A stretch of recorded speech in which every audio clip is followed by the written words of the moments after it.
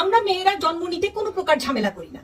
বাবা মার যখন বিয়ে হয়ে যায় তখন বছর ঘুরতে না ঘুরতে আমরা মেয়েরা জন্ম নেই বাবা মার সৌভাগ্য হয়ে, এবং এক একটা মেয়ে আমরা বাবা মার জন্য এক একটা জান্নাত নিয়ে আসি। কিন্তু অপরদিকে দেখেন ছেলেরাই কি অবস্থা, বিয়ের পরপরই উনি মায়ের পেটে সহজে আসেন না। উনার জন্য কি করতে হবে? মানত। ওনার জন্য করতে হবে হচ্ছে আমল। এগুলো তো কাজ হয় না। কি করতে হয়? ফকির, ফাকরা, ঋষি, মনির, আই বাবা, সাই বাবা, মাজার, দরবেশ, মসজিদ, মন্দির, গির্জা, মক্কা, মদিনা, ঝাড়ফুঁক, পানি পড়া থেকে শুরু করে তাল পড়া, ডাল পড়া, শিকড় পড়া, বাবা কত কি করার পরেও উনি সহজে মায়ের পেটে হন না। ঠিক আছে, তখন বাবা মা কি করে? ওই পরিবারের দোয়া দেওয়ার কাজ হয় না। তখন কি হয়?